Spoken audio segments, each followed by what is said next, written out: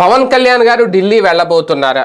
ఇప్పుడు ఇదే ఒక ప్రచారం అయితే జరుగుతోంది. జనవరిలో అమిత్ షాను లేదంటే నడ్డాను కలిసే అవకాశం కనిపిస్తోంది. సంక్రాంతి ముందు కానీ సంక్రాంతి తర్వాత కానీ పవన్ కళ్యాణ్ గారు ఢిల్లీ వెళ్ళి భారతీయ జనతా పార్టీ, టీడీపీ, జనసేన కలిసి వెళ్లే విషయంలో ఫైనల్గా తేల్చుకోబోతున్నారనే ప్రచారం జరుగుతోంది.